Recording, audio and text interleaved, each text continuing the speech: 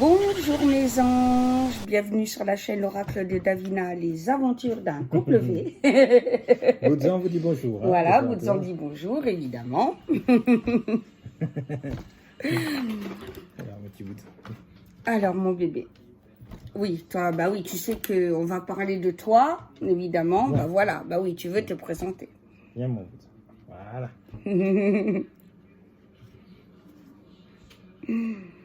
Alors, on a discuté, mon homme et moi, cet après-midi, pour donc bien détailler ce qu'est la chaîne, comment, pourquoi, et quelles sont les choses à vous proposer. Et ce qu'on ne veut surtout pas sur la chaîne. Voilà, parce que je dis toujours, dans la vie, il faut savoir ce qu'on veut et ce qu'on ne veut pas. Voilà. Tu veux toujours que je commence moi? Voilà. Alors, pourquoi j'ai décidé de faire YouTube? Alors, la réponse va être très simple. Simplement parce que j'avais envie. Voilà. Je vais dire, c'est voilà. Non, mais c'est... Voilà, il n'y a pas de polémique à faire. Il n'y a pas de... voilà, ben, tout simplement parce que j'ai envie. Et que tant que j'ai envie, ben, je le fais. Le jour où j'aurai plus envie, je le ferai plus. Voilà, parce que comme disait Balavoine, faut que je fasse les choses quand j'en ai envie, parce que peut-être un jour j'aurai plus. Voilà, et là j'en ai envie, donc j'en profite à fond parce que ça m'apporte, parce que je vibre et que je suis heureuse, et que ce qui me rend heureuse est le fait que vous aussi vous soyez heureux par rapport à ce qu'on vous apporte. Donc voilà, donc la réponse est très simple, j'en ai envie et voilà, tout simplement. Les buts de cette chaîne, alors elle a déjà pour premier but de rapprocher, de discuter en toute liberté, en toute honnêteté, sans qu'il y ait de sujet tabou, bien entendu. Comme dit Coluche, à partir du moment où il y a des choses cachées, remuons le caca. Et que ça sente bien et on en parle, voilà. Donc c'est sûr que ça sera pas une chaîne qui pratiquera le politiquement correct, dans le sens où on parlera des choses qui gênent, dans la politesse évidemment, dans le respect, mais on parlera des choses qui gênent. On parlera aussi de médiumnité et je ferai de la voyance puisque je suis médium depuis mon enfance. Alors c'est vrai qu'on me demande souvent l'âge exact. Alors aussi loin que je puisse, que mon corps, mon cerveau puisse m'aider à me rappeler, c'est 7-8 ans. Après, c'est pas que je sais pas si c'est oui ou non, puisque je ne me souviens pas. Voilà. Donc, c'est de vous faire des tirages sur des faits de société dont vous avez besoin, vos questions personnelles à partir du moment où où vous avez envie d'en parler en live, voilà, parce que le but est de faire des lives aussi, parce que j'aime l'échange, j'aime l'amour, l'échange, le contact, voilà.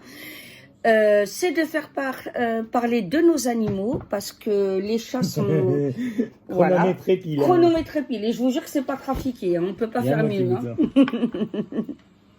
Monte ta belle bouille, mon cœur.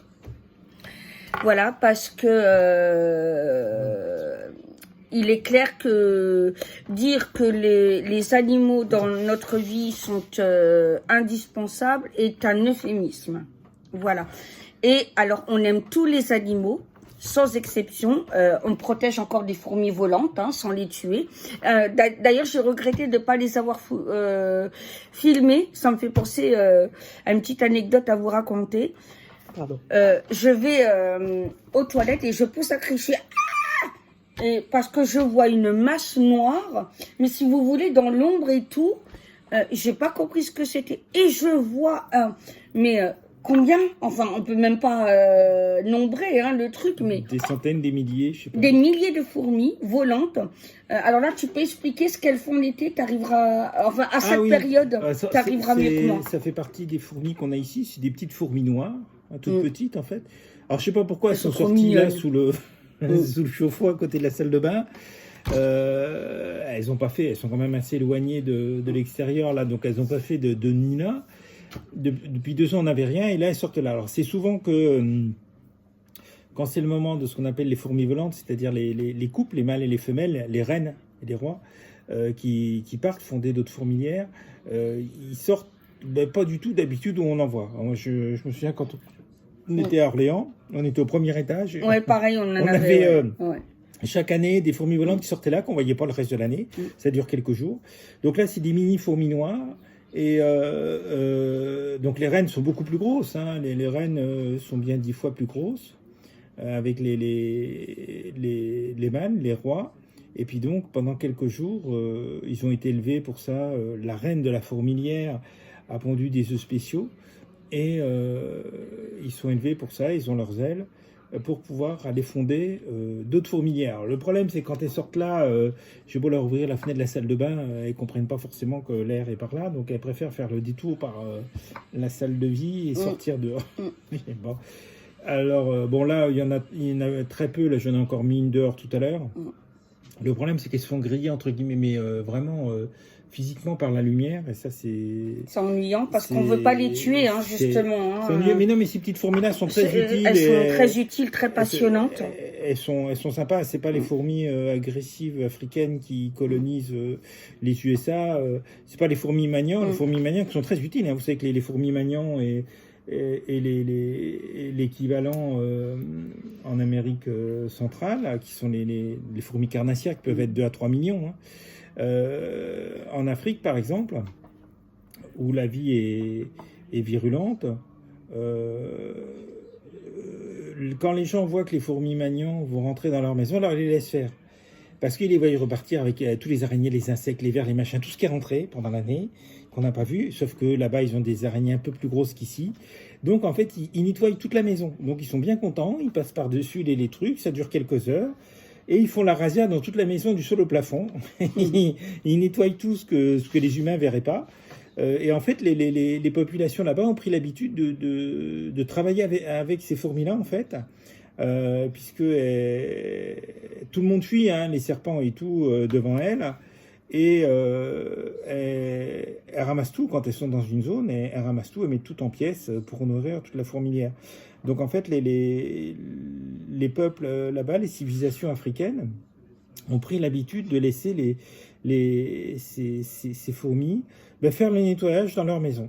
Ils sont contents quand ils arrivent, ils viennent en moyenne 1 fois par an, parce qu'ils savent que ils n'auront pas de mauvaises surprises.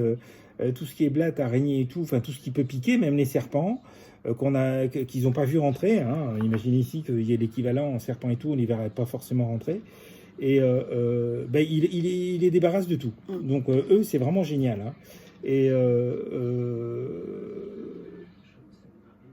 oui, surtout qu'il y a quand même des blattes. Puis vous avez vu la taille des blattes en Afrique, hein, comme en Amérique du Sud. Ah oui, c'est impressionnant. C'est des trucs qui font entre 10 et 15 cm. Hein. C'est pas nos petites blattes ici qu'on a ici. Donc déjà, on a du mal à s'en débarrasser. Alors c'est simple, il suffit de ne pas mettre de réfrigérateur ou de congélateur à côté de l'évier. Pourquoi ? Les blattes cherchent un endroit où il y a à la fois de la chaleur, donc le moteur de réfrigérateur. Une cuisinière ou une gazinière, ça ne marche pas, puisque c'est chaud que de temps en temps. Le réfrigérateur, c'est vraiment chaud beaucoup plus régulièrement, et le moteur ne refroidit pas comme ça. Souvent, il redémarre avant d'être complètement refroidi. Et donc, il faut qu'il y ait un centre de chaleur et d'humidité. Alors, si vous mettez votre réfrigérateur ou votre congélateur à côté de votre évier de cuisine, alors là, ils vont adorer. Donc en fait, si vous les séparez comme nous c'est séparé de 3 mètres à peu près, c'est-à-dire qu'en fait le réfrigérateur est exactement en face l'évier sur le mur opposé. Voilà. Alors c'est vrai qu'on est dans une maison individuelle, on n'est pas dans un immeuble où, si vous voulez, quand ils sont rentrés à un étage, souvent des immeubles anciens par les cheminées d'évacuation des ordures, etc., les machins, ils communiquent sur tous les étages, dans tous les appartements. Mais même des blattes, vous en avez naturellement dehors. Nous, je vois bien, quand arrive l'automne, il y en a toujours qui rentrent. Ouais. Simplement, elles n'ont pas de quoi s'installer. Faut qu'on fasse gaffe, quoi. Parce que les radiateurs sont trop secs. Par définition, un radiateur, ça assèche, que ce soit un radiateur à eau, un radiateur électrique. Et là où il y a l'évier, la douche, etc., il n'y a pas de chaleur. Donc, ça leur convient absolument pas. Et donc, le fait de mettre le réfrigérateur à l'opposé en fait de l'évier fait que on n'aura jamais d'ennui, ils s'installeront jamais, parce que pour elles, c'est beaucoup trop loin et il n'y a pas cette humidité et cette chaleur qui est côte à côte, qui est à proximité. Voilà. C'est très simple pour ne pas avoir de blatte en fait, c'est vraiment très très simple. Il faut que ces deux conditions-là soient remplies, humidité et chaleur. Voilà. En sachant qu'une cuisinière, une gazinière, une machine à laver, ça ne marche pas parce que ça ne produit pas suffisamment de chaleur et assez régulièrement. Voilà. En plus, nous, on n'a absolument pas de radiateur. On a une cuisine qui n'a pas de mur qui donne sur la salle à manger. Et donc, il n'y a pas de radiateur dans la cuisine. Il y en a que dans la salle à manger. Donc, ils sont d'autant plus mal à l'aise. Et voilà. Bon. Alors, c'est vraiment très simple. Alors, en Afrique, pour en revenir, en Afrique et en Amérique du Sud, c'est autre chose parce que la taille des blattes, c'est quelque chose. C'est vraiment très grand. Donc, voilà, les fourmis débarrassent. Et il y a toujours une saison. Nous, en France, c'est à peu près cette saison-là. En général, c'est le mois de juin. Où ce qu'on appelle les fourmis ailées, c'est-à-dire les nouvelles reines et les nouveaux rois, vont féconder vont essayer de sortir, ils partent par milliers pour créer de nouvelles fourmilières. Voilà. Et donc là, ils ont décidé cette année de sortir, je ne sais pas pourquoi, je ne sais pas par où ils sont passés, comme nous, le plancher était refait et tout. Vous voyez, même les fourmis nous aiment, c'est impressionnant. Donc voilà, donc après, quand ils vont avoir fini, moi je vais essayer de boucher, mais bon voilà. Et alors elles sont mignonnes, mais le problème c'est que ça leur fait une sacrée distance pour pouvoir sortir dehors. Alors, sur le coup, elles m'ont fait peur parce que je pensais pas du tout à des fourmis. Puis vous savez, quand vous passez du salon tamisé le soir, vous êtes devant votre série ou film bien tranquille, vous êtes là, oh mon Dieu. En plus, il y avait Cristalline devant. Bah oui, ça devait là, parce que ça grouillait partout là-dedans. Ça grouille pourquoi? Parce que les fourmis, les petites fourmis, les fourmis soldats accompagnent les reines, les reines et les rois pour sortir, pour les protéger, pour fonder d'autres fourmilières de la même famille. Voilà, donc j'ai dit à mon homme, surtout, évidemment, on les tue pas, etc. Donc on les a rassemblés, enfin on a fait toute une technique pour les mettre dehors et tout. Mais voilà, tout ça pour dire que les animaux sont extrêmement importants pour nous. Ils contribuent à l'équilibre. Ils contribuent à l'équilibre et on a une passion qui nous anime pour les chats. Ça, c'est vrai que et il nous le reconfirme et reconfirme chaque jour. C'est passionnant parce que je vous promets que chaque jour vous découvrez une facette de leur personnalité. Ils évoluent, ils vous le montrent. Vous créez un espèce de code langage avec Calypso, par exemple. J'ai des discussions très passionnantes. Non, mais c'est vrai. Bonjour mon Calypso. Voilà, tu vas bien, ta journée. Il répond quand on lui parle. Voilà, j'ai des disques, mais voilà. Et voilà, là je dis rigolant, mais c'est vrai qu'ils savent très bien se faire comprendre. Voilà, à partir du moment où vous les laissez libres et être eux-mêmes, c'est magnifique. Voilà. Donc on parlera de cette chaîne aussi d'animaux. Parce que là, c'est une obligation. J'ai prévu de faire un thème sur les chats. Pourquoi? Parce que les chats, c'est pas uniquement des animaux de compagnie. Ils sont avant tout arrivés en Europe dans un but utilitaire. C'est-à-dire qu'effectivement, 85% des proies des chats sont des rongeurs. Alors les chasseurs disent, ils mangent des lapins. Enfin, quand vous voyez la taille d'un lapin ou d'un lièvre par rapport à un chat, il ne va pas s'attaquer à un adulte. Et des lapros, il n'y en a pas forcément autour des maisons. Moi, je vois où on est là, c'est tellement traité et tout que bon. Donc, et en ville, c'est pareil. Donc, quand on dit les rongeurs, ça va être essentiellement les souris, les rats, les musaraignes, ils n'aiment pas trop, mais les choses comme ça. Ceux qui prennent le métro à Paris, moi, je sais que c'était pénible. Je pouvais compter sur les doigts des deux mains les fois où en un an, j'ai pris le métro, quand j'avais à l'attendre, sans voir un rat ou une souris sur les rails. C'est incroyable tout ce qu'il y a. Donc en fait, contrairement à ce qu'on pense, on a des chiens, oui, mais les chiens tuent rarement des rats, etc., alors qu'on devrait les dresser pour. Les chats, par contre, le font spontanément. Rats, souris, etc. Donc ils sont extrêmement utiles. Donc c'est joindre l'utile à l'agréable. Et pourquoi on les découvre? Parce qu'en fait, le chien, on s'en est servi pour se protéger des loups, des ours, etc. depuis la nuit des temps, Oui, les c'est premiers vrai, hommes. ouais. D'où les multiples races qu'il y a, du Chihuahua au Leonberg ou au Doberman qui descendent tous du loup. On a du mal quand on voit un Chihuahua à dire qu'il descend du loup, mais c'est le cas. Le mot descendre d'ailleurs, vu la taille, c'est sûr que s'il est dessus, il va descendre. Mais bon, c'était de l'humour. Mais les chats, non, les chats, il n'y a pas du tout. C'est que récemment qu'on crée des nouvelles races de chats. C'est vraiment très récent, puisque la première exposition de chats a lieu en Angleterre à la fin du 19e siècle. Donc c'est vraiment très récent. Hein, bon. D'ailleurs, ça sera le thème d'une vidéo, ça. Est-ce bon de créer des races animales voilà, ça sera le thème d'une vidéo. Donc voilà. Et en fait, pourquoi? Parce qu'on les a eu dans un but utilitaire. Vous voyez par exemple au Maghreb, les pêcheurs sur leur petit bateau, il y a toujours un petit coin pour le chat parce que sur le bateau, il va chasser les souris, les rats. Il est récompensé par du poisson s'il n'a pas trouvé. Vous voyez des photos, des films, comment le pêcheur prend soin de son minet. Il lui fait un petit truc pour être à l'ombre. Enfin voilà. Donc les humains ont toujours travaillé avec les chats comme avec les chiens, mais pas dans le même sens. Le chien défendait les humains, le chat les défend, mais par rapport à la vermine. Voilà. Et effectivement, 85% sont des rongeurs. Donc c'est essentiellement des souris, des rats, en particulier en ville, et même nous ici, parce que c'est tellement traité qu'il n'y a plus tellement grand-chose. Hein. Donc c'est vraiment très intéressant. Le reste, c'est quoi? C'est des lézards, c'est quelques oiseaux, pas beaucoup. C'est essentiellement des lézards qui bouffent d'ailleurs, sinon dehors. Donc voilà, ça représente 15%. Donc effectivement, je ferai quelque chose par rapport à ça, et présenter un peu les chats. Il y a 37 espèces de félins. Dedans, il y a une dizaine d'espèces de chats.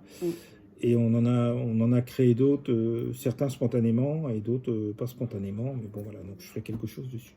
Ceci étant dit, voilà, on parlait des fourmis, on en est arrivé aux chats. Revenons à la chaîne YouTube. Mais c'est très bien, c'est spontané. On parlera aussi de nature et de découverte. Alors moi, ça sera, je vous ferai visiter des choses quand on ira dans un endroit. Je ferai des enquêtes paranormales. Vous savez qu'en juillet, ça arrive, c'est le château de Bellegarde.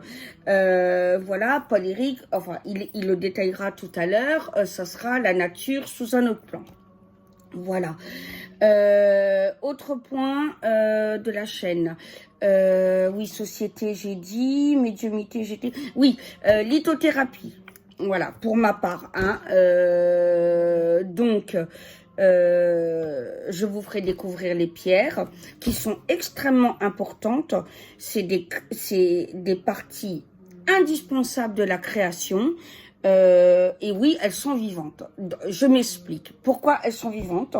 Parce que à partir du moment où elles ont des vertus tout à fait prouvées, et les médecins honnêtes d'ailleurs le disent, voilà. Alors pas tous les médecins, je vous rassure, hein, mais vous allez trouver ça souvent chez les médecins de campagne. Vous savez, le bon médecin de campagne qui suit des familles sur 3-4 générations et qui connaît la maman, le papa, les enfants des enfants, etc. Voilà, regardez, mon gars connaît maman depuis que t'es gamin. Quand il a commencé à être médecin, voilà, qu'il a terminé sa faculté de médecine à Paris, il s'est installé ici où on est en fait, et c'est devenu notre médecin de famille, c'est-à-dire que ça fait pas loin de 40 ans. Voilà, 40 ans. Alors moi, je vaquais à droite à gauche, j'ai d'autres médecins, mais pour mes parents, ça a toujours été celui-là. C'est encore un médecin qui va dans les champs, traverser les vaches pour soigner quelqu'un, peut-être même donner un conseil pour une vache. Enfin, vous voyez, vraiment, donc ce genre de médecin-là, et lui, il bosse jusqu'à 1h, 2h du matin, hein, je vous assure que c'est un truc de fou. Passionné des chats aussi. Souvent, il nous dit, bon, j'en ai encore ramassé un chien, un chat, voilà. Il en a combien chez lui? 15? Non, il a 16 chats qu'il a sauvés, et il avait, je crois, 4 chiens. Il en a un qui est mort il n'y a pas longtemps, donc il doit lui en rester 2 ou 3, tous des animaux qu'il a sauvés. Voilà. Il a une maison avec beaucoup de terrain, donc ça va.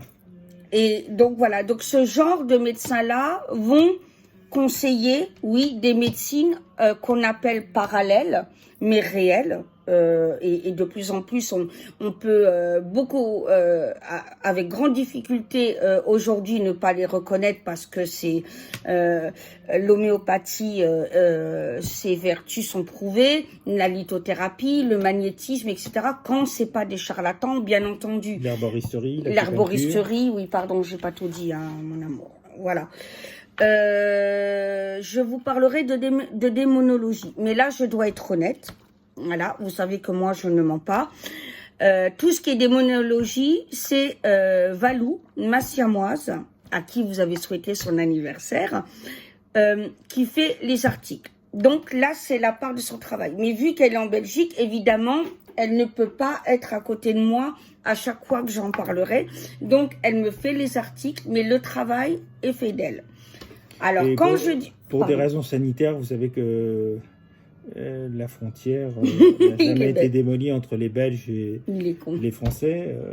Comme je disais aux Belges quand j'allais en Belgique, vous savez, s'il y a une clôture à la frontière, c'est pas seulement pour empêcher les gens d'entrer, c'est peut-être pour empêcher ceux qui y sont de sortir.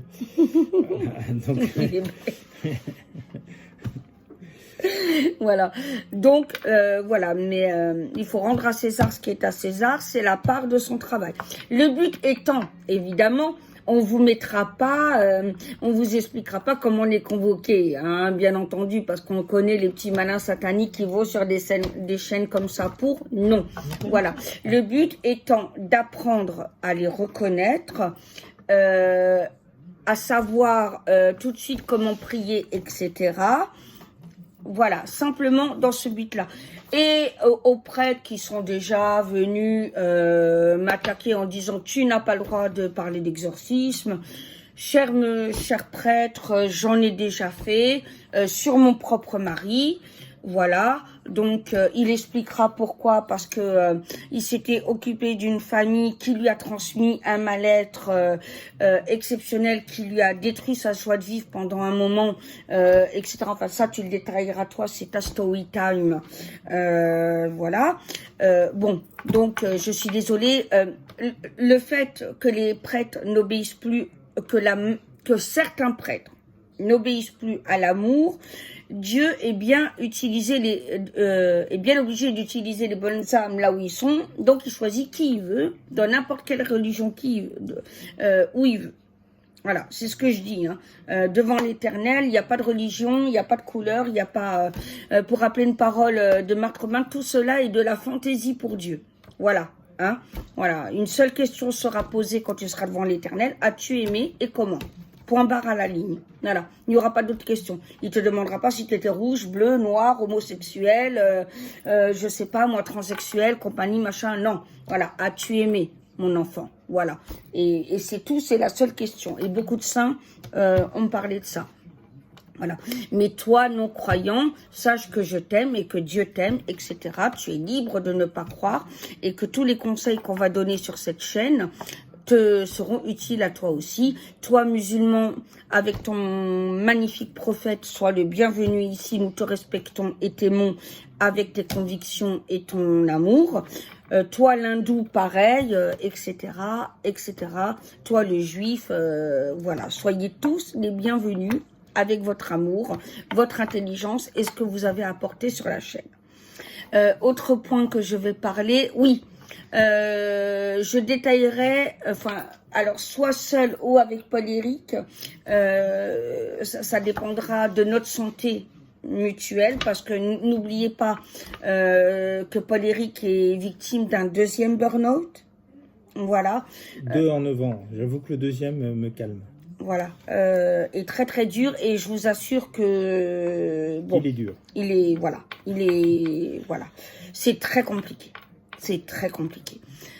Moi, j'ai une fibromyalgie et je suis lichenineuse. Ça veut dire quoi? Que j'ai plusieurs variantes de lichen. Voilà. Donc, c'est très compliqué. C'est pour ça que la chaleur, là, on a extrêmement du mal à la supporter. On est en couple, on est un couple qui, là, pour le coup, on a de la chance, on est les deux à pas aimer la chaleur. Donc, c'est très, très bien. Voilà, parce qu'au moins, parce que c'est vrai que c'est un peu plus compliqué quand une aime la chaleur ou un hiver ou vice versa. Là, au moins les deux, on est d'accord sur le sujet. Voilà, ça nous fait beaucoup de mal. Donc les vidéos seront faites beaucoup la nuit en été pour être, dis-moi le mot. Bon, en état. Voilà, pour être Pour en pas état. avoir trop chaud. Quoi. Voilà, pour pas avoir trop chaud. Et elles seront donc publiées soit dès la nuit pour les oiseaux de nuit comme nous, l'été, ou le matin. Voilà, et puis comme ça, vous avez la liberté. Voilà. Je crois que j'ai dit tous les thèmes de ma chaîne pour moi. Voilà, et sachez, on se sent supérieur en aucun cas, et qu'on sera certainement des fois dans notre vie aussi faire partager nos aventures et tout ça, et peut-être que certaines fois, et je n'en doute pas, on aura besoin de votre aide, on aura certainement des questions à vous poser, et j'espère que vous aurez la grande gentillesse. Dont on connaît les réponses, on vérifiera si vous les connaissez. Il est bête. Voilà, de nous accompagner dans nos moments de doute ou passage à passer. À vide à passer. Voilà, et donc ça c'était pour ma part. Voilà, sinon moi qui je suis Linda, ça c'est mon vrai prénom. Marie. Linda Marie, voilà, Marie qui est mon prénom de baptême, parce que je rappelle que je suis baptisée depuis adulte le 7 avril 2007, ce qui me plaît beaucoup comme chiffre, le 7. Ça symbolise la perfection divine. Voilà, comme beaucoup le savent d'entre vous, j'ai été maltraitée par mes parents, violée, torturée, déjà violée, victime d'un pédophile en série. Pourquoi je dis en série? Parce que il a violé toutes les filles de la famille, donc c'est un pédophile en série. De 8 ans à 16 ans. À 16 ans, j'ai fugué et j'ai été cachée chez quelqu'un, et je vous raconterai l'histoire dans une story time. Donc forcément, je suis passée par la rue. Laquelle? T'es bête. Voilà, 4 ans de rue, où j'ai passé mon concours d'aide-soignante en étant dans la rue. C'est ma fierté que j'ai réussi. Donc je suis aide-soignante de métier. Voilà. J'ai aussi passé mon certificat de capacité animalier pour animaux domestiques. Voilà. Et j'ai l'intention de passer celui pour les NAC. Les NAC, c'est quoi? Les nouveaux animaux de compagnie. Voilà.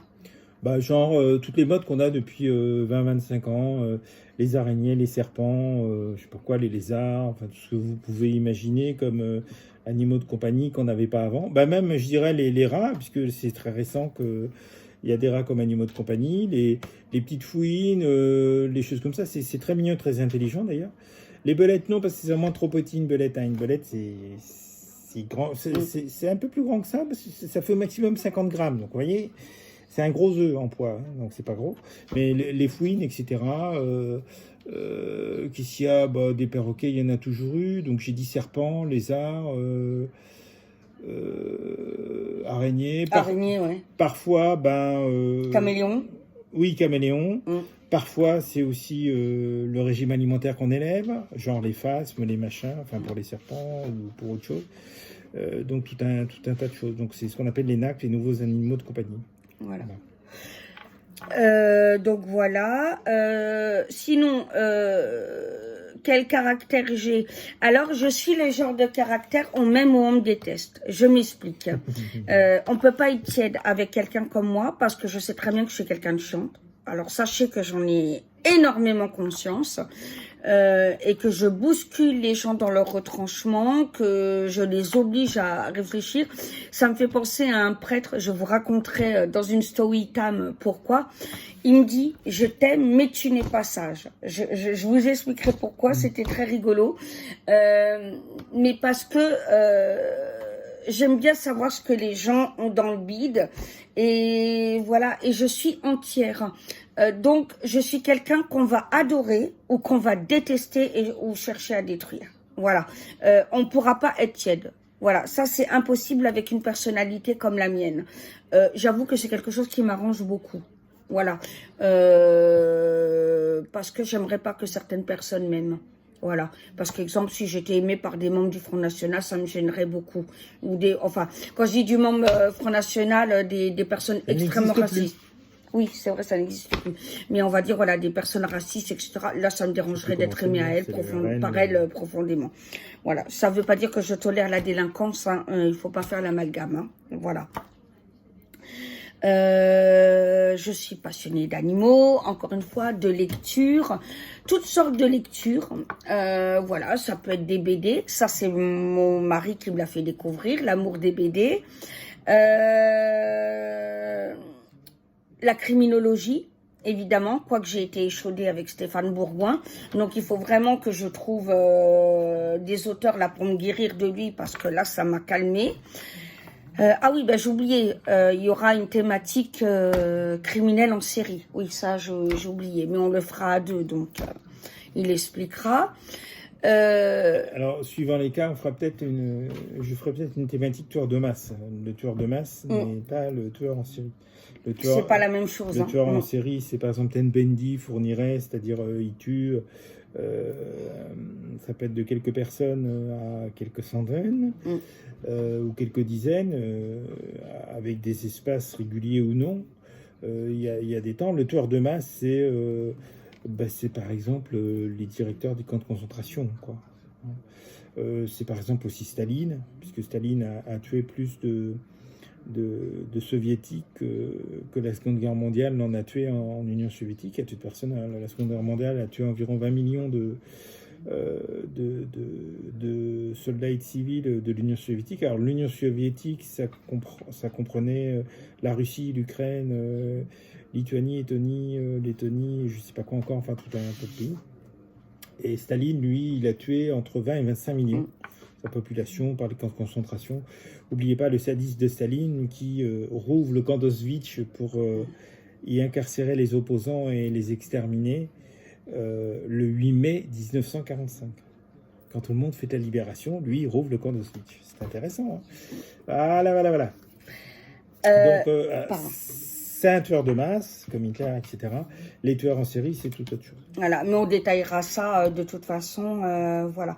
Je suis passionnée de sagas telles qu'Hunger Games, le Seigneur des Anneaux, Twilight, Vampire, dont je suis folle, Twilight, Harry Potter, mon Saint Graal, The Original, enfin voilà, tout ça. D'ailleurs, il y aura une rubrique aussi où je vous présenterai une saga à chaque fois, alors soit seul ou à deux, parce que lui vous parlera d'Hercule Poirot, par exemple. Voilà, voilà. Donc je suis très passionnée de ça. J'aime les bonheurs simples. Les bonheurs simples, c'est voilà, par exemple, me lever, passer déjà à dire bonjour à mes chats. Prendre un bon café au lait tranquillement, discuter avec mon homme, faire une petite balade en forêt, entendre les oiseaux qui chantent. Voilà, ça fait mon bonheur complet. Voilà, je suis heureuse. Je suis pas une fille compliquée du tout. Je suis pas compliquée à combler. Voilà. Alors je suis complètement délirante et remplie d'humour. Voilà, grâce à ce phénomène. Voilà, parce que j'en avais pas du tout. Voilà, je l'ai appris, c'est quelque chose qu'il a développé et alors j'adore, je surkiffe et j'en abuse et surabuse. Voilà. Et voilà, et donc je pense que je suis une personnalité rigolote qui plaît à pas mal et voilà, que je vous ferai découvrir au fur et à mesure de la chaîne. Donc voilà pour ma présentation et je laisse, c'est au tour de Paul Éric. Voilà. Merci, mon amour. De rien, mon cœur. Je vais me chercher à boire et je te sers à boire. Merci. Par rapport au thème à compléter,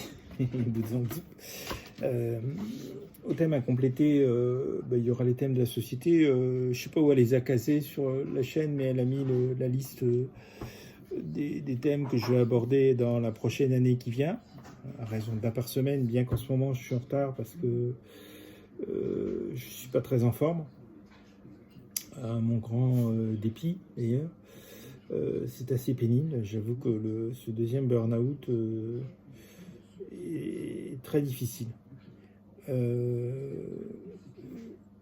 Et donc on abordera aussi des choses en apparence anodines, comme les BD, comme etc., ou comme des personnages de BD, comme Tintin, parce que Tintin, d'un point de vue psychologique, est vraiment très intéressant. Peut-être que je ferai quelque chose sur Franquin. Franquin, vous savez, c'est le créateur du Marsupilami, de Gaston Lagaffe, etc. Merci, madame. Franquin qui a un humour terrible, y compris dans Cauchemarrant, Idées Noires, etc. Dans la 20 et quelques... là, un peu plus de 20 Spirou Fantasio qu'il a fait, qu'il n'a pas inventé, hein, qu'il a repris. Un coup a été repris après lui, plus sous ses personnages chez Dupuis et tout. Et Franquin qui a été dépressif, mais profond toute sa vie. Vraiment un profond dépressif, avec des périodes extrêmement noires, en traitement, enfin c'est du délire, hein, alors que c'est un dessinateur, on hurle de rire quand on lit ses BD, quoi. Et pourtant, il a été profondément dépressif toute sa vie. Alors, ce qui n'est pas le cas d'Hergé, tout ça, qui a travaillé avec Edgar P. Jacob, hein, le créateur de Blake et Mortimer. Mais alors, Tintin est très particulier psychologiquement, donc c'est pour ça que je fais un thème sur lui. C'est une sorte de surenfance. C'est le symbole de la perfection de l'enfant, plus enfant et plus adulte, mais je ferai quelque chose dessus. C'est très particulier comme personnage. Voilà. Donc il y aura ça, il y aura aussi des auteurs qui sont très intéressants et méconnus, comme par exemple beaucoup d'auteurs français hein, qui sont absolument méconnus et qui ont un rayonnement mondial. C'est quand même assez étonnant. Qui ne connaît pas La planète des singes? Voilà. Qui sait que celui qui a écrit La planète des singes est un Français? Alors là, il y a beaucoup de mains qui ne savent plus. Voilà. Vous pouvez lire, hein, y compris sur la dernière saga, d'après le personnage de Pierre Boulle. Pierre Boulle, effectivement un Français, qui va également écrire Le pont de la rivière Kwai en 52 et La planète des singes en 63, que j'ai lu d'ailleurs au collège moins de 15 ans plus tard. J'ai dû le lire dans les années 75, je crois. Alors on a des auteurs, des gens comme ça qui sont absolument mondialement connus, partout ailleurs et totalement méconnus en France. Personne pense quand il voit La planète des singes, il voit Hollywood, voilà, mais il pense pas du tout que les personnages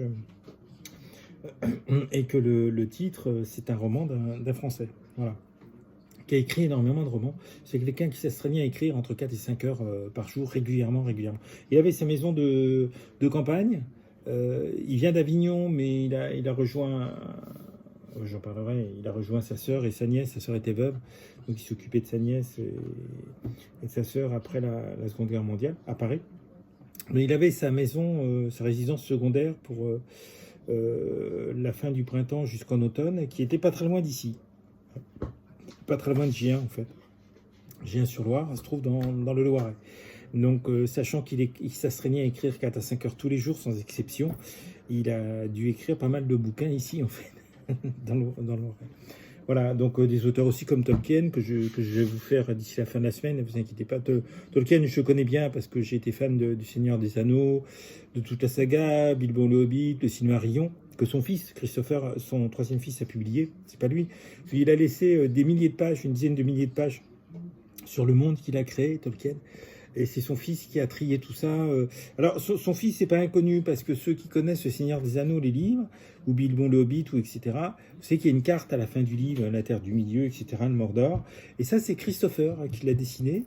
Et donc Tolkien, John Romuald Riven Tolkien en anglais, a complètement approuvé la carte de son fils. Donc en fait, ce qu'on voit à la fin du livre, c'est la carte que Christopher a dessinée. Christopher, c'est celui de ses enfants qui a vraiment été le plus fasciné par le monde, les histoires que son père lui racontait et tout. Donc il a continué l'œuvre de son père. Je me souviens plus s'il est décédé ou pas, Christopher, mais il a fait le tri. Il connaissait très bien l'œuvre de son père, Le Seigneur des Anneaux. Tolkien l'a fait lire à son fils qui était en train de combattre les Allemands. régulièrement, le tenait au courant. Donc il a très tôt, son fils a très tôt en fait participé. Donc naturellement, quand son père est mort, bah, les autres enfants ont dit, écoute, c'est toi qui connais le plus. Nous, on est fans aussi, mais c'est toi qui connais le plus. Donc à toi de faire le tri et tout. Et c'est ce qu'il a fait. Donc c'est là qu'on a les publications du Silmarillion qui se passent avant Bilbon le Hobbit, etc. Contrairement à, je vous le redirai parce que beaucoup disent qu'il n'a jamais fini de l'écrire. En fait, il a fait une dizaine de versions. Il y a 2 versions qu'il a finies. Et donc Christopher a publié la dernière version qu'il a finie. Il y a 2 versions qui sont vraiment finies du début à la fin, mais la première d'ailleurs qu'il a fait, et puis une des dernières, et il a repris, il a modifié, parce qu'au fur et à mesure qu'il inventait des légendes, de l'histoire, donc il modifiait, il plaçait les personnages. Et puis tout ce qui est contes et légendes du 2e âge, 3e âge, 4e âge, qui sont sortis après la mort de Tolkien, ça c'est Christopher qui a publié tout ça. Hein, voilà. Donc c'est... il a fait une sorte de cyclopédie sur son père, qui fait une dizaine de tomes, et vous avez absolument tout ce qu'il a écrit. Donc vous avez la dizaine de versions du Silmarillion, etc. Vous avez des extraits des brouillons. Il y a beaucoup de choses. C'est intéressant pour les fans, parce que vous allez retrouver ce qui n'est pas encore publié. Donc on parle de personnages, de légendes et tout, et en fait Tolkien a écrit la légende, mais il ne l'a pas placée dans un livre. Et, enfin bon, là, c'est intéressant que Christopher publie tout. Mais donc je ferai quelque chose sur lui. Je parlerai en même temps de C.S. Lewis. Tout le monde connaît C.S. Lewis, peut-être pas de nom, mais tout le monde connaît Narnia. C'est lui qui a écrit Narnia, qui fait 7 tomes. Et je crois que les films, c'est simplement le premier tome, la trilogie que Disney a fait. En fait, c'est également un philosophe, etc. Donc il y a tout un tas de choses. Mais tout le monde le connaît à travers Narnia. Et puis Barjavel, parce que c'est un des premiers auteurs de science-fiction français qui est complètement délirant, qui est perfectionniste, etc., qui est très intéressant. Qui à mettre un peu en parallèle avec Tolkien, parce que lui, c'est ses idées qu'on retrouve dans ses livres, et pas les personnages. On trouve pareil, mais ces idées, on va les retrouver toujours dans tous ses livres. Et puis c'est un maître, c'est-à-dire si vous voulez quelque chose de précis sur Merlin l'Enchanteur, et c'est pour ça que j'ai intitulé Barjavel, peut-on trouver un meilleur biographe, Merlin l'Enchanteur, pouvait-il trouver un meilleur biographe? C'est effectivement, il a tout repris et il a vraiment fait quelque chose d'extrêmement précis en un livre qui fait 350 pages, avec l'écriture de Barjavel qui est absolument, parfois complètement mélodieuse en même temps, et délirante au niveau humour et imaginaire. C'est quelqu'un qui est absolument remarquable, René Barjavel. Il est décédé à la fin des années 80. Et alors curieusement, il n'y a quasiment pas de films qui ont été faits sur ses livres, alors que effectivement sur l'Enchanteur, sur son premier livre qui s'appelle Ravage, etc., sur ses autres histoires, on peut faire sans problème des films. Alors il est connu Barjavel, mais vous ne savez pas que c'est lui. Tout le monde connaît Don Camillo, et en fait c'est lui qui a fait toutes les paroles des 2 premiers Don Camillo et des 2 derniers. Il y a juste La Grande Bagarre de Don Camillo, qui est le 3e, dont il n'a pas fait les paroles. Il a fait comme ça pas mal, il a été parolier d'un certain nombre de films. Voilà.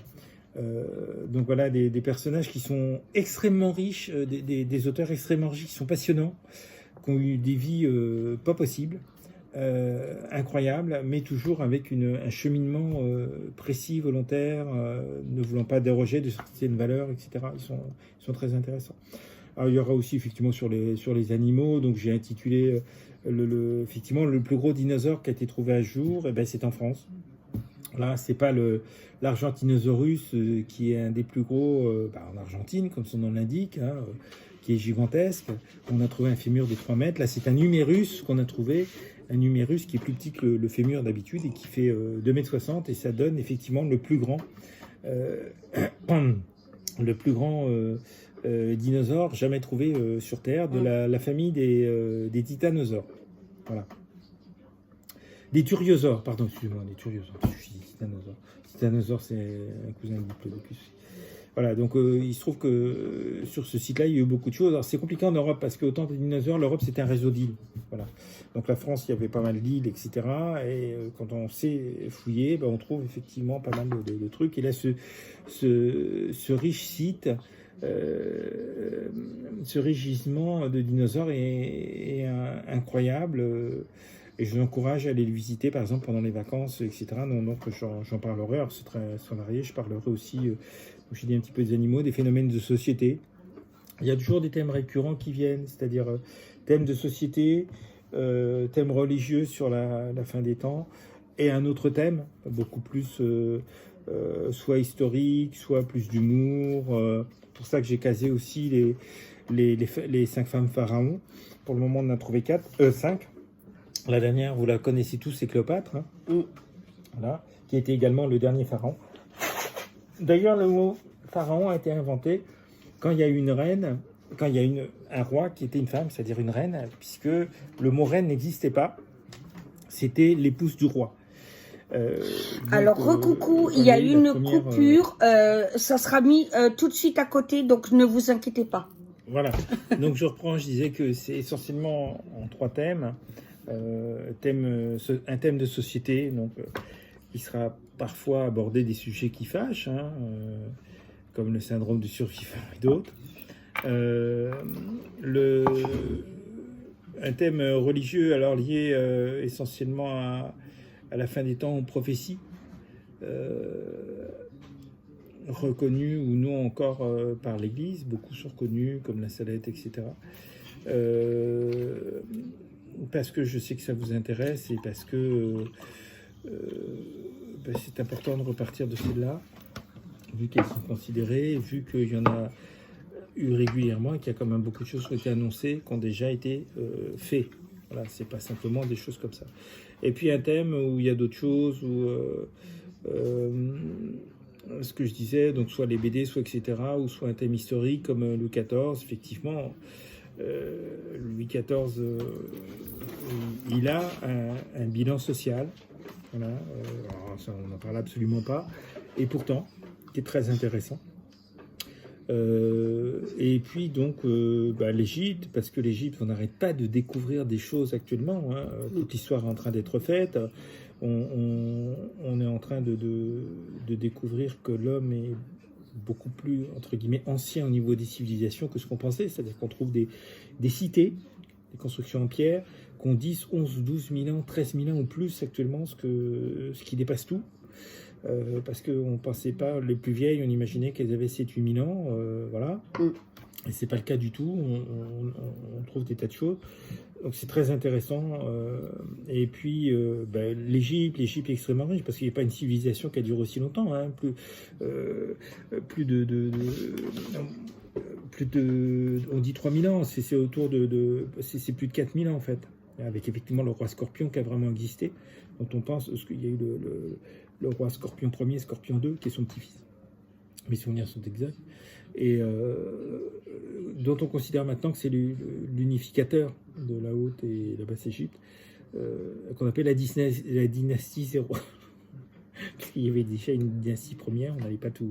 Donc on a une dynastie 0. Voilà. Et donc en particulier, les femmes pharaons, alors j'étais en train de vous expliquer que, en fait, on parlait du roi, pour dire Ramsès II, pour dire Toutmosis, enfin tout ce qu'on veut, mais il n'y avait pas le mot reine, on parlait d'épouse du roi. Et donc quand il y a eu la première pharaon, si on peut dire femme pharaon, c'est Néfrosebek, il a fallu trouver un nom, puisque le mot reine n'existait pas. Donc là, en fait, c'est là qu'on a inventé le mot pharaon, qui quelque part peut se traduire par le trône. Autrement dit, l'occupant du trône. Voilà. On n'a toujours pas inventé le mot reine, mais on a parlé d'occupant du trône. Donc, il s'applique à ce moment-là aussi bien aux hommes qu'aux femmes. Donc, il y en a 5. Donc, la dernière, effectivement, c'est Cléopâtre. Hein, qui a été un chef d'État extrêmement éclairé. Hein, pendant son règne d'une 20aine d'années, l'Égypte a été très prospère. C'est la seule de la dernière dynastie, la 33e, 34e, 33e. Les Ptolémées, donc descendants de Grecs, elle parle l'égyptien. Elle parle le grec, mais elle parle l'égyptien. Elle s'occupe vraiment de son peuple et tout. Et elle va être énormément aimée par l'Égyptien. Elle va faire vraiment des choses... elle est remarquable en tant que chef d'État. Voilà, c'est clair. Mais toutes en fait, les 5. Hein. Et ça me paraît intéressant de faire quelque chose dessus, en sachant que certaines, en particulier la deuxième, Hatshepsut, dont il y a le temple à côté de la vallée des rois, derrière Bahri, je crois. Ce fameux temple en colonne et tout qui est gigantesque. Et où elle a éprouvé le besoin de toujours se faire représenter en homme, d'ailleurs elle portait la fausse barbe et tout, etc. Voilà. Bon, ça c'est une parenthèse, on verra un petit peu pourquoi. C'est toujours des époques en fait où les femmes ont toujours redressé l'Égypte dans ces cas-là, ont toujours eu des règnes assez... ça a été toujours des époques assez brillantes pour l'Égypte. Des périodes de prospérité pour tout le monde, c'est assez intéressant. Elles ont vraiment été des chefs d'État remarquables. Voilà. Et puis d'autres, alors effectivement, en histoire, en tout un tas de choses. J'ai rajouté la psychanalyse nord-américaine. On connaît Freud, ses sources d'humour, etc. En fait, on connaît absolument pas la psychanalyse nord-américaine, qui est hyper intéressante. Que la différence de Freud a été prouvée. Et la grande différence, c'est que Freud base tout sur la sexualité, c'est-à-dire la survie de l'espèce dans son esprit, alors que la psychanalyse américaine met en évidence que la priorité, c'est pas la survie de l'espèce, mais le lien, y compris chez les animaux. Donc ça, on en parlera, il y aura beaucoup de choses, il y aura des thèmes qui fâchent, il y aura des thèmes peut-être vous connaissez pas, il y aura tout un tas de choses. Voilà. Donc c'est toujours classé entre trois grands thèmes. Donc je parlerai effectivement des chats. Les chats et les chiens qui s'entendent très bien. Hein. Si un chat et un chien ne s'entendent pas, ça vient uniquement des humains. Et moi j'ai toujours eu mes chats qui ont dormi dans les pattes de mes chiens. Hein. Voilà, ils étaient complémentaires. Ça s'est toujours très bien passé. Et je suis pas le seul. Voilà, donc ça risque d'être très varié. Et puis si vous avez envie de certaines choses, mais je le ferai. Simplement, encore une fois, ça se passera pas toujours à la date à laquelle je souhaite, parce que on n'est pas en forme tous les deux. Moi, c'est mon deuxième burn-out et ça se passe difficilement. Et mon épouse, entre ces différentes maladies, dont certaines sont aussi l'expression et la conséquence de son enfance, c'est pas toujours très simple. Voilà, c'est à peu près tout ce que je voulais vous dire. Voilà, pour la chaîne YouTube, il y a mon épouse et elle a voulu la créer, elle a fait ça. Moi j'apporterai ce complément-là. Alors on est complémentaires sur beaucoup de choses. Linda est extrêmement spontanée, passionnée, va s'emballer et tout. Moi je suis capable d'être très spontané aussi. Je suis passionné aussi, mais pas du tout de la même façon. Je suis beaucoup plus un observateur. Je suis le genre de mec qui adore se mettre dans un café seul, dans un coin pour observer tous les gens. C'est quelque chose qui est passionnant. Voilà, bon. Et observer aussi la nature, etc. Donc je pars beaucoup de l'observation, de l'écoute, etc. Ce qui ne m'empêche pas de péter les plombs, notamment depuis que j'ai foutu deuxième burn-out. Surtout entre les deux premiers, parce que j'ai pas pu le soigner comme j'aurais dû et j'ai gardé une fragilité. J'avance en âge. Je suis en panne, donc je ressens beaucoup de choses. Il faut savoir que depuis que je suis revenu du Québec, fin 2006, début 2007, moi ce que les gens ressentent actuellement, le malaise et tout en France, où ils en ont marre, où on parle de révolte, tout ça, cette espèce de malaise persistant, moi je le sens depuis que je suis rentré en 2006. Et c'est épuisant. Il n'y a pas qu'à accompagner mon épouse, que sa maladie et tout, qui est stressante. Il y a aussi ce qui se passe en France, qui moi m'épuise depuis beaucoup d'années. C'est pour ça qu'il faut que je foute le camp, parce que ça va me vider de mes dernières énergies. Voilà. Et puis, alors vous me direz, ça va aller mal partout, entre guillemets. Oui, c'est vrai, mais Marthe Robin est très clair. Là où ça se passera le plus mal, c'est en France. Là où le pays qui tombera le plus bas, c'est en France à cause de son orgueil. Voilà. Puis c'est pas un hasard si je suis déjà allé passer quelques années au Québec. Il n'y a rien qui est hasard. Donc voilà. Qu'est-ce que je voulais vous dire d'autre bon, c'est à peu près tout. J'ai une enfance qui est le contraire de celle de mon épouse. C'est vrai que j'ai eu une enfance plutôt heureuse, épanouissante, en plus en pleine campagne, avec plein d'animaux, de l'espace. Mes parents, il y a une ferme, c'est vrai qu'il y a beaucoup d'espace. Donc voilà, on était 6 à table, c'était sympa. J'ai 3 frères et sœurs, donc on est 4. Donc c'était très très mouvementé, ça bougeait beaucoup. En plus, il y a 2 générations. Mes 2 sœurs aînées, on est 2 filles, 2 garçons. Mes 2 sœurs aînées, il y a un certain nombre d'années qui séparent les garçons des filles. Entre ma sœur aînée et mon frère qui est plus jeune, il y a 14 ans, si vous voulez, c'est presque une génération. Et donc, ça a toujours été très vivant, ça a bougé. En plus, on était très unis avec la plupart de mes cousins. On était du même âge, donc ça a donné quelque chose d'extrêmement vivant et tout. Sachant qu'en plus, ma mère, pour se soigner par homéopathie, est obligée de monter à Paris. Ça fait plus de 60 ans qu'elle se soigne par homéopathie, ça l'a sauvée. Donc on en profitait aussi pour visiter des choses, etc. Donc j'ai toujours eu une ouverture à la fois sur la nature et sur la société, les musées, les monuments, etc., tout ce qui s'ensuit. Donc voilà, en plus j'ai des oncles. J'ai un oncle qui est délirant parce qu'il est parti 2 années de suite avec ses enfants en bas âge, 2 mois en vacances. Voilà. Une fois il a fait l'Europe du Sud, une fois il a fait l'Europe du Nord. Donc j'ai des gens comme ça dans ma famille qui sont assez délirants comme ça. Donc voilà, et on a toujours été élevés librement, c'est-à-dire à être nous-mêmes, en respectant les autres. Et c'est vrai que cette liberté, ça m'a énormément sauvé, y compris par rapport à mon empathie d'ailleurs. Je suis quelqu'un de effectivement très libre. C'est d'ailleurs aussi ce qui m'a, à l'adolescence, souvent on quitte la foi et tout. Moi, ça m'a fait m'y plonger parce qu'il y avait que là que je trouvais une liberté suffisamment grande dont j'avais besoin. Voilà. Donc je suis toujours quelqu'un de très libre. Par rapport au métier que j'ai fait, j'ai développé un humour effectivement parfois noir, parce que j'étais ambulancier. Alors, re-bienvenue, désolé, c'est à la suite. Hein. Voilà, décidément, ça n'arrête pas de... Donc je faisais comme mon époux, je me présentais un peu. Je suis quelqu'un qui aime également beaucoup lire, même si j'ai moins le temps maintenant. Alors pour une raison différente de mon épouse, c'est que comme j'ai toujours été un petit dormeur, les nuits étaient longues. Et à partir du collège, c'était génial parce que j'ai pu commencer à lire les livres. Donc j'ai dévoré tous les livres que mes parents avaient, sans exception. Donc je lisais, ce qui enquiquinait mon frère, on était dans la même chambre parce que lui, il n'avait pas le temps de poser la tête sur l'oreiller qui dormait déjà. Et donc la lumière de ma lampe...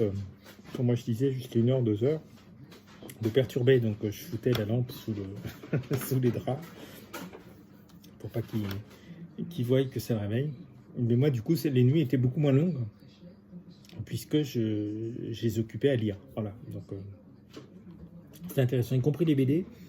Parce que les bandes dessinées sont passionnantes. C'est toi qui m'as donné la passion. Hein. Il y a un scénario de l'histoire et il y a un scénario graphique et c'est pas du tout évident.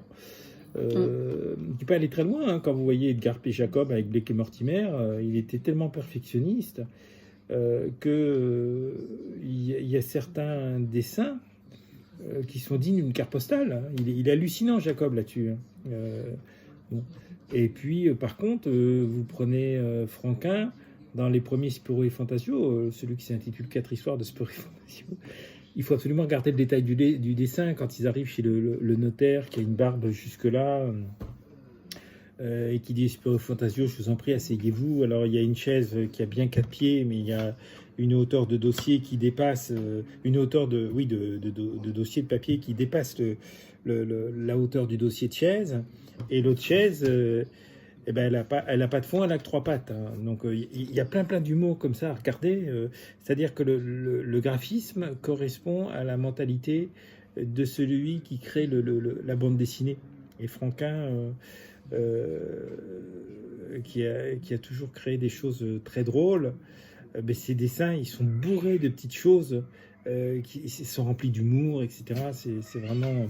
Donc les bandes dessinées sont effectivement des grands livres, pas du tout facile à faire.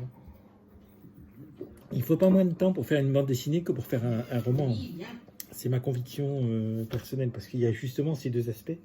L'aspect graphique qu'il faut concilier avec l'aspect scénaristique.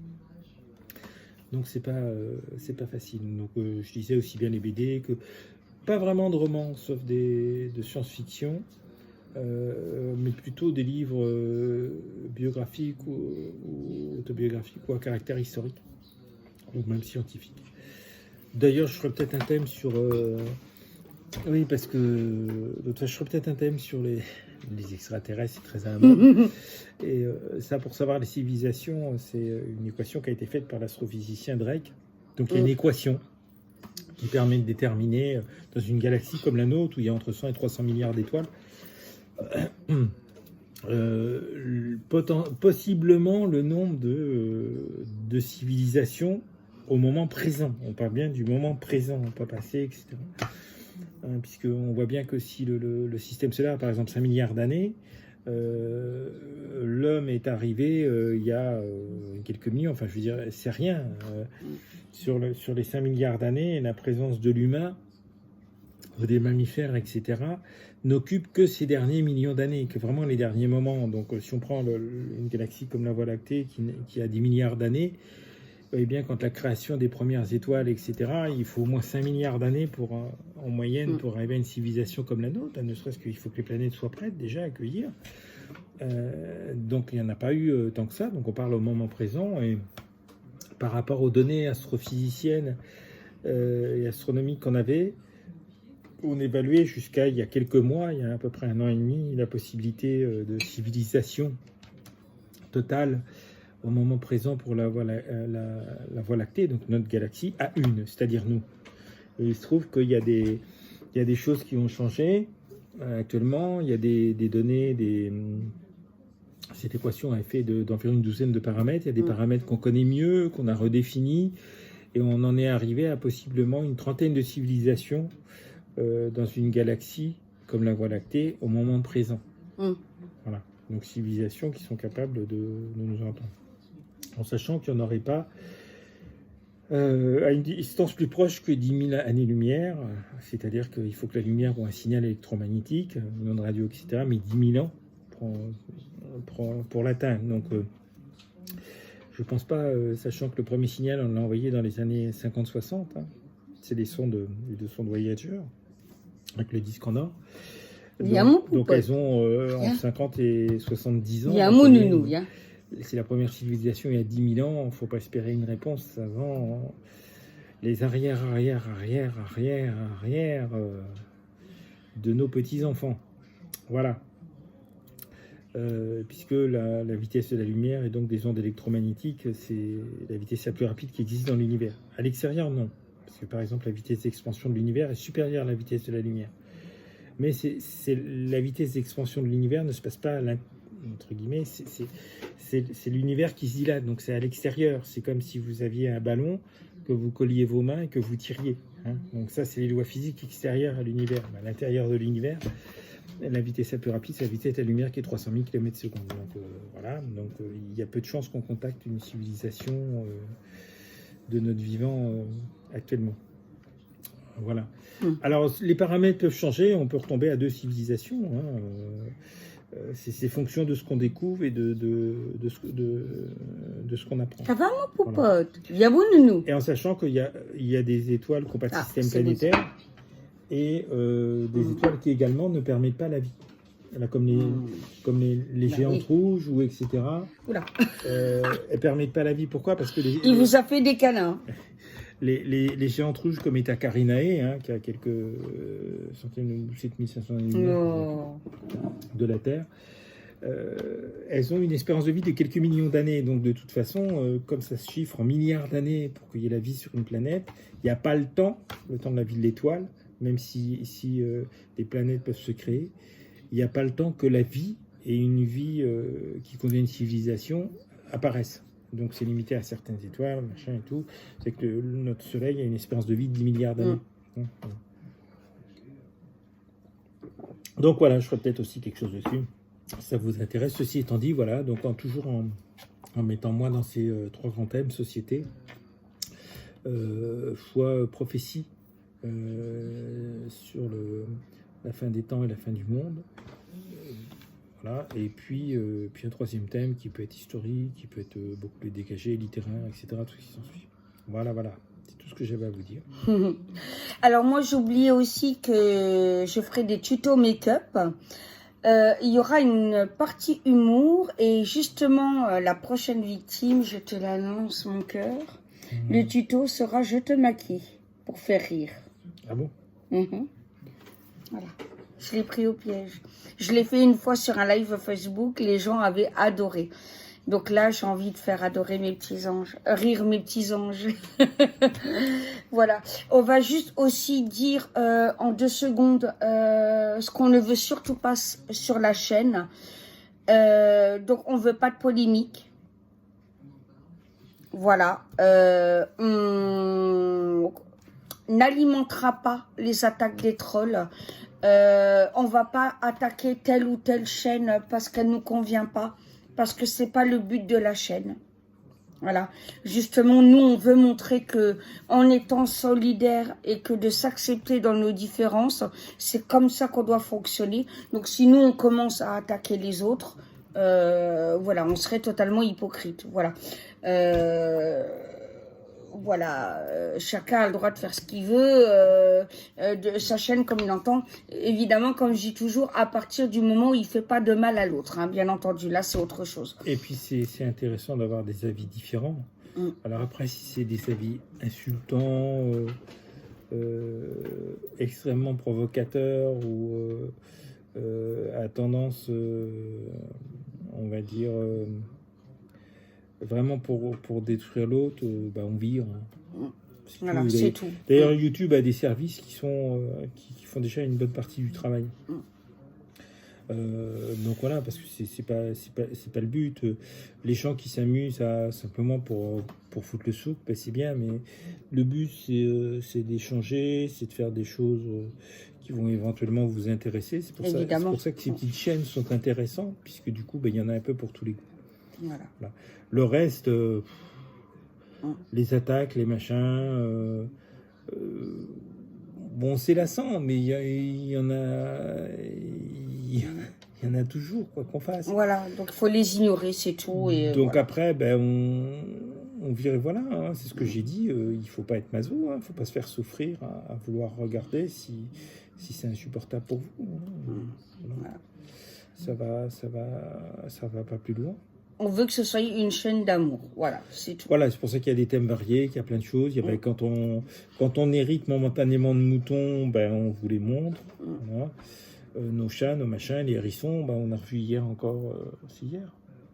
Oui, il y en a un bébé hérisson. Parce qu'en fait, on a 2 parties. On a une cour d'un côté de la maison et un jardin de l'autre, qui communiquent pas. Et c'est vrai qu'on a un hérisson dans le jardin, donc on vous a montré, mais on a aussi un hérisson dans la cour. Et comme on met à manger... Qu'on n'a pas eu le temps de filmer parce qu'il est parti, le bichou. Voilà. Je l'ai revu après. Donc il n'est pas tout à fait adulte, lui. Et il aime bien finir ce qu'on met aux chats, comme mon épouse dit SDF, qui sont les chats de notre voisine, en fait, qui est décédée, et son fils s'en occupe pas. Donc on les nourrit, manger. Et il adore manger les croquettes, le hérisson, que les chats finissent pas. Donc il est toujours dans le coin. Il est sympa. Un hérisson, c'est sympa. Hein. Alors, je vous incite pas à le manger. Ça, c'est les groupes comme comme toutes les sociétés gitanes, etc., tout ce qui s'ensuit. Donc effectivement, et puis même au Moyen-Âge, on mangeait le hérisson parce que c'est un animal comme le lapin, hein, qui mange des plantes et qui a à peu près la même taille. Donc le fameux plat, c'est le goulash. Mais on peut s'en dispenser, et c'est un animal qui est très sympathique. Alors il a une technique de défense qui est simple, il se met en boule, et même le renard ne va pas persister, ce qui est quand même intéressant parce que les lapins n'ont pas la même possibilité.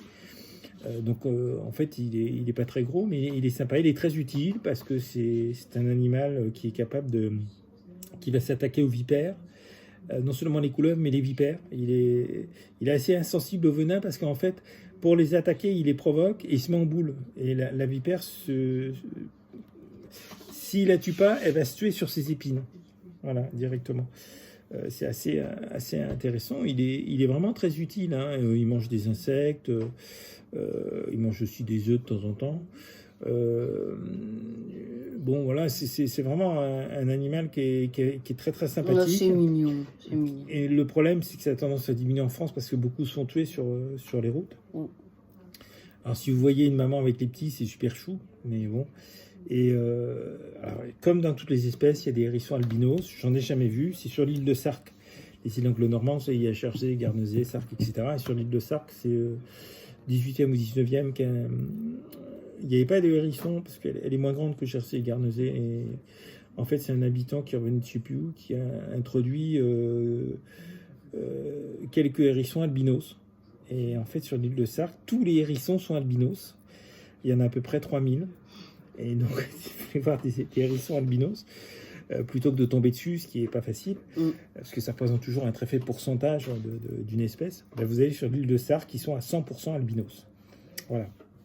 Donc là, c'est le petit détail de la soirée. Mais c'est très intéressant. Alors, on pourrait vous montrer les grenouilles, parce que il y a une mare qui est faite dans un des grands bassins du château. C'était un des très grands châteaux belga du 17e et 18e. Et donc, il y a des milliers de grenouilles, mais elles sont très fortes pour se camoufler. On les entend et on ne les voit pas.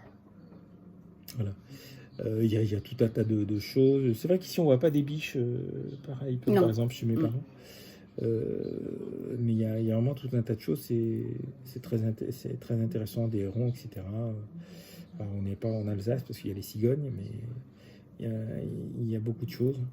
Et les gens, quand même, respectent pas mal ou essayent de respecter les animaux, tout au moins les nouvelles générations. Voilà, donc même un petit hérisson dans un jardin, c'est très utile et très intéressant. Ça fait pas de bruit, c'est très sympa.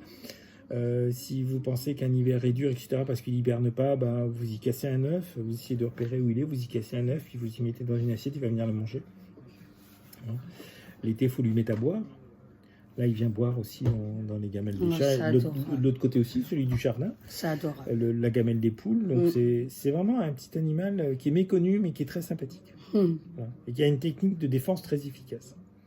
Voilà. Alors, si vous voulez l'aider aussi, ils sont toujours bourrés de puces et de tiques. En fait, vous lui mettez une dose pour les trucs anti-puces, anti-tiques des chats. Alors, c'est pas gros, un hérisson, ça fait pas 5 kilos, mais vous prenez pour les petites doses de 2 à 4 kilos. Voilà. Et vous lui en mettez, et ça va déjà le soulager plusieurs mois, et ça, c'est sympa. Voilà. Parce qu'autant le renard est capable de rentrer à reculons dans une mare, avec dans sa gueule une touffe d'herbe, de rentrer doucement, les puces remontent le long du pelage, un bure qui va dans l'eau, jusqu'à aller dans la touffe d'herbe, qui finit par lâcher en enfonçant sa tête, donc il se débarrasse de toutes ses puces. Le hérisson, lui, il ne sait pas faire ça, donc il est enquiquiné toute sa vie avec les puces éthiques. Celui qu'on avait recueilli un moment avant de le relâcher. On lui avait enlevé. On avait mis le système qu'on met pour les chats, et c'est très sympa parce qu'au moins il en est débarrassé pendant un certain temps. Donc il y a mille et une façons de... Si vous avez un hérisson dans votre jardin, c'est un assistant très efficace du jardinage. Puis quand il sent que vous lui faites pas de mal, enfin voilà, il s'est laissé faire quand je lui ai enlevé les tiques. Il n'y a pas eu de problème, vraiment. Oui. Et encore une fois, c'est un assistant très utile et très efficace du jardinier si vous avez un jardin. Donc il faut absolument, si vous en avez un ou deux, faut le garder. Et si l'hiver est trop rude, voilà, vous mettez à manger un œuf, un ceci, un cela. Puis si vous le voyez, de l'eau en ce moment. Et puis si vous le voyez, et que vous pouvez le voir boire, hop, une petite pipette là que vous gardez pour les chats anti-puces et que vous lui mettez discrètement, vous appuyez dessus. Et ça va bien l'aider à vivre, ça va le soulager quand même. Voilà, ça c'était le petit moment hérisson. Eh ben voilà, on vous remercie. Et puis j'espère que ça vous a aidé à voir l'objectif de la chaîne. Si vous avez d'autres idées thématiques, surtout, n'hésitez pas à le mettre en commentaire. On vous embrasse, on vous fait plein de bisous, on vous aime et on vous bénit. Les minets vous embrassent aussi. Les 2 moutons aussi, les 2 poules aussi. Et les 2 hérissons. Bonne soirée. À bientôt. Au revoir.